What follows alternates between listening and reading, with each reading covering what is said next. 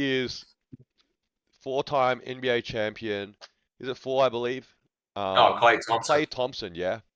And obviously he is surprisingly, well, not actually, maybe not surprisingly, yeah, but maybe, it's just a sort of distinction of where he is at his career right now. He's not getting much chatter. He's not getting much chatter. He's just one of the other supporting pieces here, okay? I think Klay, for example, going to the Thunder would be a much better move. Yeah, let's say 3 years. 3 years, Klay Thompson at the Thunder. All right, which would be crazy because, it gives him a chance to win some more rings there on a team that's, ready to win championships. Of course, he could also land in like Orlando. Clearly, one of the stories here is to keep him in the Warriors uniform for life. Or, of course, the other one that play pops up here because he has a bit of history is the Lakers too. I think that's another potential landing spot for Klay Thompson. I don't know. Do you see him finishing his career out with the Golden State Warriors, or is he doing to do like a Tony Parker or a D Wade? He's going to do a detour, and then that sort of wraps up his career. I don't know. Maybe they bring him back for one more run at the end. Who knows? Maybe, maybe not. Is there that much sentimental feelings for Klay Thompson despite everything they've done together? I'm picking up the mic for this one. It's very interesting. I was ready to say definitively he will stay put.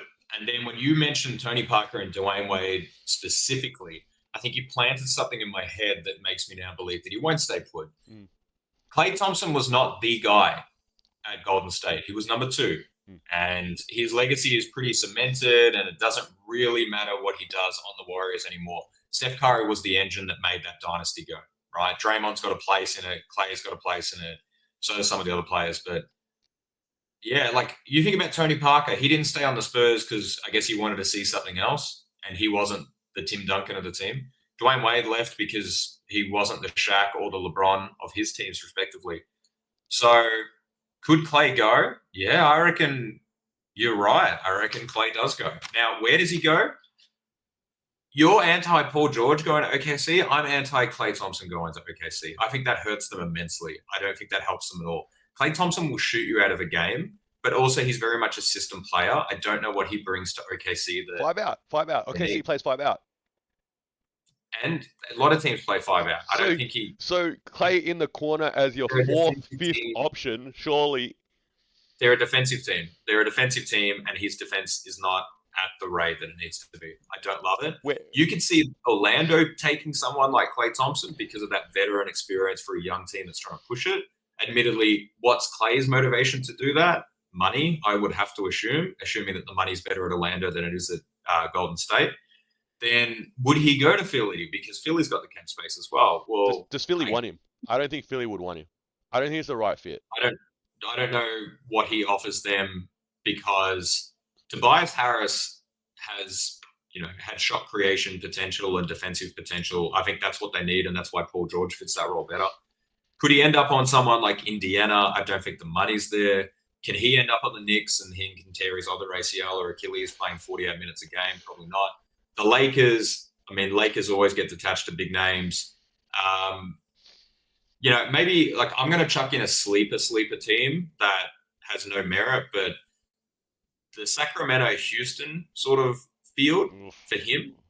Both teams on the edge of making the playoffs, needing a little bit of guidance. You think about Sacramento. They don't have cap space. They don't have cap space, nor do they have assets that they would move for the Warriors to take back. I think this offseason you're going to see some interesting stuff happen because of the limitations of movement. I think people are going to give up on assets or give up on contracts because they understand that's the only viable move they have. So for Klay Thompson, because he's an unrestricted free agent, you can sign him theoretically for whatever fits. You can trade out things depending on what part of your apron is. I just think it's really hard to predict explicitly who can and can't make it work anymore because the rules have changed. So Klay Thompson not being on the Warriors, no, I don't think it's unfathomable because I think we've seen a lot of Robins / second best players in a dynasty era. So where's his best fit? Where's he going? You're saying now that you're thinking he might leave the Warriors, okay? And it wouldn't be shocking like tomorrow we get a boring news headline. Klay Thompson agrees to 3 more years with the Warriors, and no one blinks an eyelid, right? Because I think that's it. I think I'm feeling a little bit inspired, and I'm probably overdue for something. So here it is.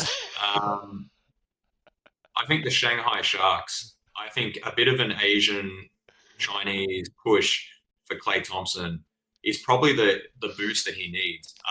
There's a Netflix documentary about Stephen Marbury. It's actually a really good watch, and it talks Stephen, about did how you say Stephen Stephen Marbury. Marbury? Yeah, yeah, and he had a Who the similar hell's Stephen rival. Marbury? Stefan, Stephen Marbury. Stefan. What the hell?